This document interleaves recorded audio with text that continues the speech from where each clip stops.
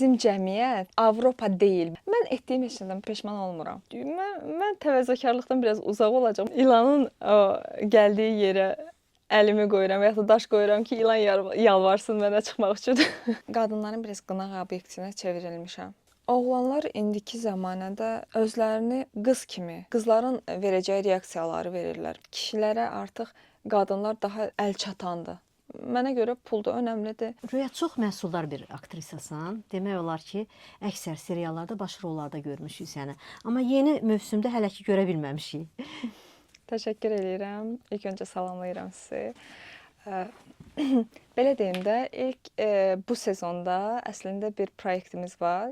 Sadəcə hələ ki çəkiliş ərəfəsindədir deyə efirə verilməyib, amma tezliklə belə deyim ki, efirə veriləcək. Yəni necə bir obrazdır? Yəni obrazın fərqi əvvəlkilərdən fərqi varmı? Biraz yaxşı, həmişəki kimi yaxşı obrazlardan biridir. Sevgi dolu bir insan deyim, çılğın bir insan deyim, belə bir obrazdır. Tam dəqiq danışa bilmirəm, hələ ki efirə getməyib deyə. Amma ki gözəl obrazdır məncə. Röya, ümumiyyətlə obrazlarına fərq qoyursanmı? Məsələn, müsbət olsun, mənfi olsun, yaxud da ki sənə hansını daha ruha daha yaxındır? Ki, müsbət obrazlar da özü daha rahat hiss edirsən, yoxsa mənfi obrazlarda? Əslində elə obrazlarım olmayıb ki, deyim ki, çox mənfi oynamışam. Yox, çünki simama baxıb həmişə məni müsbət obrazlara çəkiblər. Amma belə istəyərdim ki, bir dəfə hardasa türklər deyir, tərs köşə eləmək, nəsə belə bir şey. Hətta Əqrəb mövsümündə var idi, bizim dostumuz Əli oynamışdı. Müsbət görsənən, amma mənfi obrazı idi. Çünki üzündə məsumluq var idi, amma arxasında, elə bil pərdə arxasında mənfi qəhrəman idi. Elə bir obrazı istəyərdim mən də, amma belə bir şey də var ki, bir dəfə mənfiyə çəkiləndən sonra mütəmadi səni elə bil ki, mənfilərə daha çox çəkirlər. Bax, elə ona deyəcəkdim ki, bizim rejissorlar nədənsə aktrisanı ya aktyoru eyni ampulada görməyə daha çox alışırlar. Məsələn, bu aktrisa əvvəllər mənfi obrazı çəkilibsə, yenə də həmin obraza, ona bənzər bir obraza dəvət eləyirlər də. Bu səni yormur ki, hardasa? Bəlkə deyərdim ki, biraz həm asanlıqdır, asanlığa qaçmaqdır bu biraz deyərdim. Həm də ki, bilirsiniz nədən irəli gəlir bu? Bəlkə də görürlər ki, mənfini daha yaxşı canlandırır. Bəlkə də ona görə və yaxud da ki, yenə də deyirəm asanlıq. Başqa bir ağlıma gəlmir başqa bir mövzu. Ümumiyyətlə, obraz olaraq ruha daha yaxın obrazlar hansılardır? Belə deyim də, mən hər bir obrazımda biraz özümlük var, yəni biraz röyalıq qatıram içinə. Çünki röyalıq qatmasam özümlükləşdirə bilmərəm. Özümlükləşdirə də bilməsəm yaxşı alına bilməz deyə düşünürəm obrazlarım. Amma tam röyanı qatmıram da, belə deyim. Hansısa bir jestində, bir mimikasında, belə deyim də, ruh halını deməyim də, çünki röyada nəsə ruh halından qatsam, biraz fərqli bir şey alınar deyə düşünürəm. O obrazdan çıxar. Amma o obrazların məndə elə bil ki, etkisi daha çox olur, təsiri daha çox olur.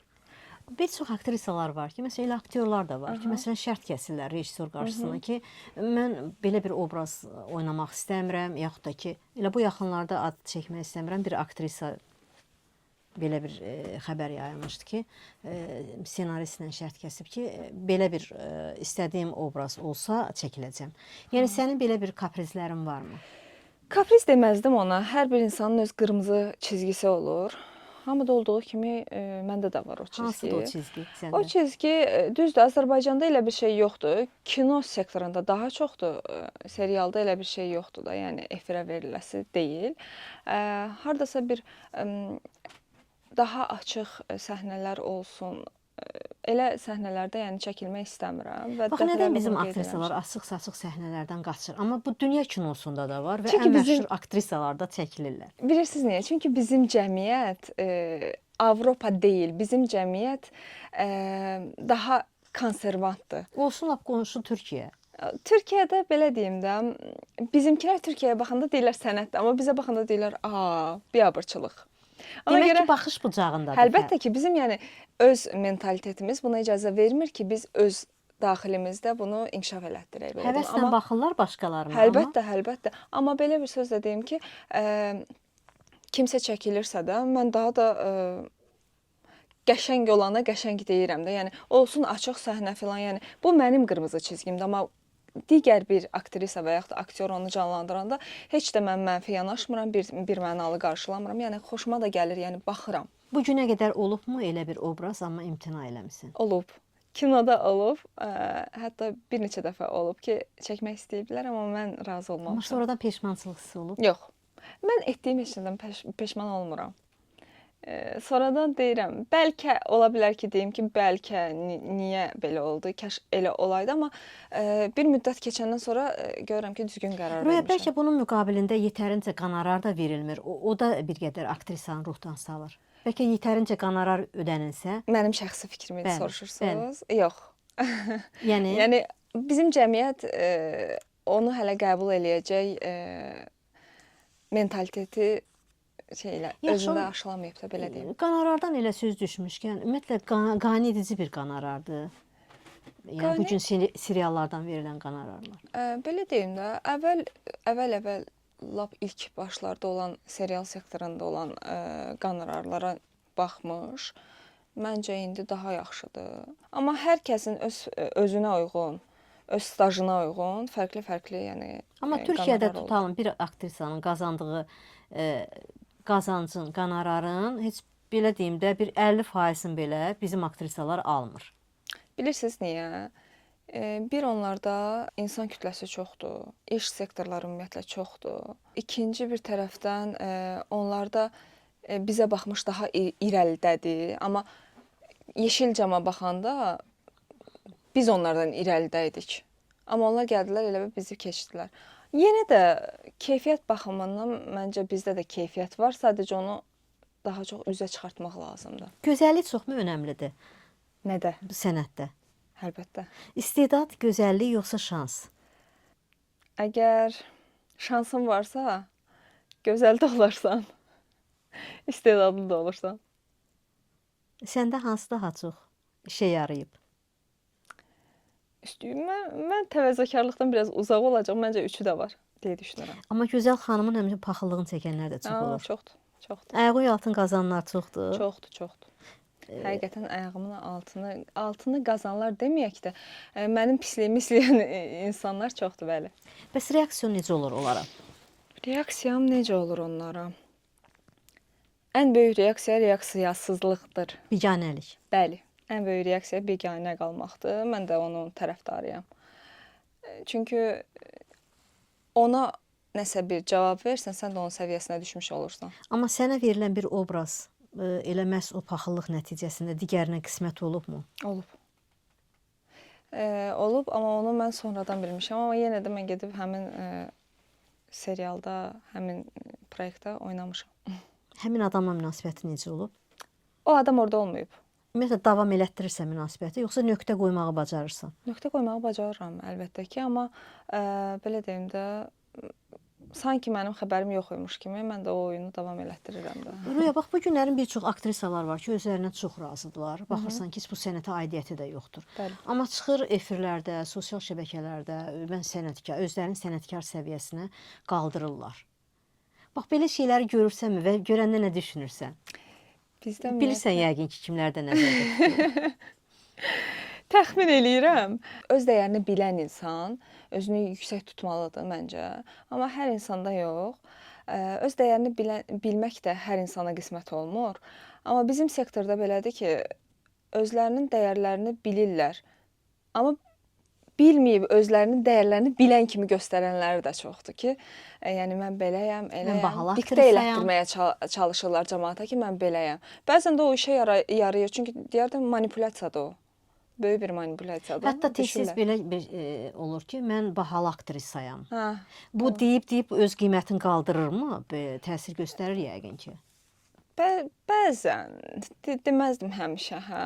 Bəzən olur ki, çox vaxt olur məncə ikrah hissi yaradır insanlarda o şey. Hə, baxır onu necə deyir. zarafatla mı deyir? Düzdür, zarafatla sözün doğrusunu deyərlər, belə bir deyim var.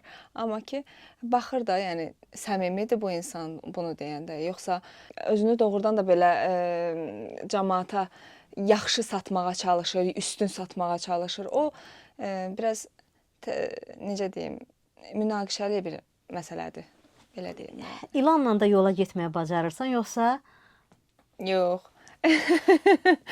Mən ilanın o gəldiyi yerə əlimi qoyuram, ya da daş qoyuram ki, ilan yalvarsın mənə çıxmaq üçün.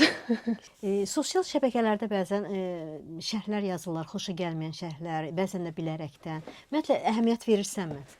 İlk başlarda çox əhəmiyyət verirdim. Yəni serial sektoruna gəlməmiş, daha doğrusu birinci proyektimdə daha çox önəm verirdim bu şeylərə. Kim necə şərh yazdı, mənfi şərh yazanlar çox idi. Çünki mən məsələn imtahan serialına gəlmişdim ilk vaxtlar. Onu birinci mövsümün elə bil ikinci yarısından mən efirə gəlmişdim. Amma ki insanlar sonradan gələn aktyoru, aktrisanı biraz gec qəbul eləyir. Kim varsa əsas sastavda onu tez qəbul eləyirlər, çünki onu görürlər ilkdən. Amma sonradan biraz gec qəbul eləyirlər. Sonradan gələn aktyor, aktrisanı məncə məsəl üçün pis rəylər yazanlara belə əvvəl çox əsəbləşirdim, çox hirslənirdim, çox reaksiya verirdim. Amma sonradan sakitləşməyə başladım və gördüm ki, əslində mən yaxşı oynamağı bacarıram. Öz ifamı yaxşı edirəm ki. Rolunun ötəsindən uğurla gəlirsən ki. Rolumun ötəsindən çox uğurlu şəkildə gəlirəm ki, o insanlar elə bir reaksiya ilə məni özümdən çıxartmağa çalışırlar. Ən xoşuna gəlməyən rəy, səni belə deyim də depressiyaya salan hansı bir rəy olub bu günə qədər? Hansı bir rəy olub ki, məni depressiyaya salmayıb o rəy. Amma ki, qadınların biraz qınaq obyektinə çevrilmişəm. Olub, o vaxt olub bir dəfə. Nə yazmışdılar? Mən biraz yenə də deyim, hər şeydə gözəlliyin tərəfdarıyam. Gözəlliyin elə bir vurğunuyam hər şeydə. Xoşlayıram da gözəllik, estetika. Amma orada bir dəfə belə bir komment yazmışdım. Daha doğrusu status yazmışdım ki, qadınlar nə bilim xalatla gəzməməlidirlər, qadınlar özlərinə dəyər verməlidirlər, öz dəyərlərini bilməlidirlər. Ailə qurandan sonra uşaq oldu filan, yəni öz dəyərlərini salmamalıdırlar uşağa, özlərini ikinci plana atmamalıdırlar. Yəni deməyim, statusda məğzi bu idi. Amma insanlar biraz onu başqa cür başa düşmüşdülər və belə deyirlər, üzərimə çox gəlmişdilər ki, siz nə bilirsiniz, nə bilim, ailə həyatı qurarsınız, uşağınız olar, onda vaxt tapmarsınız heç nəyə, onda bilərsiniz nədir, nə deyil. Amma mən dedim ki, o sadəcə bir bəhanədir, insan özünə həmişə baxmalıdır. Çünki mən ailəmdən də onu görmüşəm. Belə bir şəxsi sual da vermək istəyirəm. Bax, müasir oğlanların üstünə çox gedir hamı. Sən də gənc bir xanımsan. Məsələn, deyirlər ki, bugünkü oğlanlar əzilib büzülür, nə bilim, naz edir, qabaqçı kimi o belə Sözünü deyən oğlanlar yoxdur falan, tənqid olunur. Yəni sən bir gənc xanım kimi nə düşünürsən? Harasa razıyam deyilənlərlə. Çünki oğlanlar indiki zəmanədə belə deyim də daha çox özlərini xarakter olaraq qız kimi, qızların verəcəyi reaksiyaları verirlər məsəl üçün. Və bu məndə biraz ikrah hissi oyadır. Hamıya elə bir şamil eləmirəm bunu. Amma belə əksəriyyət deyim də belədir. Bəlkə də zəmanə bunu tələb eləyir. Bəlkə də mən keçmiş düşüncə ilə yaşayan adamam deyə mənə belə gəlir. Düzdür, yəni müasir dövrdə yaşayıram, amma ki mənim düşüncəmə görə də oğlan bir qızı, bir xanımı istəyirsə əgər heç nədən əl çəkməməlidir. Ona tərəf, yəni ona çatmaq üçün mübarizə aparmalıdır. Amma indikilər mübarizəni sevmirlər. Yəni sən yoxsan bir başqası var. Yəni mənim üçün heç bir önəm kəsb eləmir kimi bir çıxış var ortalıqda. Bir də ciddi münasibətdən daha çox flört məqsədi ilə yaxınlaşırlar. Daha çox flört məqsədi ilə yanaşırlar. Çünki bilirsiniz nəyə görə? Biraz qadın-kişi münasibətləri məncə çox ucuzlaşıb. O ucuzlaşma da yəni bizi bu zəmanədə belə bir fikrin formalaşmasına, belə bir reaksiyanın formalaşmasına gətirib çıxardıb ki, kişilərə artıq qadınlar daha, necə deyim, əlçatandır. Qadınlar daha çox əl çatandı kişilərə indiki vaxtda o mənada. Hə də, yəni qadınlar daha çox əlçatandır kişilərə. Burada günah kimdədir? Xanımda yoxsa bəydə? O əl çatanlığı kim, o şəraiti kim Belə yaratdı? deyək də, qurunun oduna yaşda yanır həmişə. Hamını demirəm, amma xanımlarımız da var ki, özlərinə qəşəng deyirlər ki, yəni gəl, yəni flört eləyək də, mən də istəmirəm evlənməyi filan da. Yəni ciddi münasibət istəmirəm. Ona görə xanımlar da şərait yaradır. Kişilər də deyir ki, belə şərait varkən mən niyə gedim özümə məsuliyyət, öz boynuma məsuliyyət alım da, belə deyim.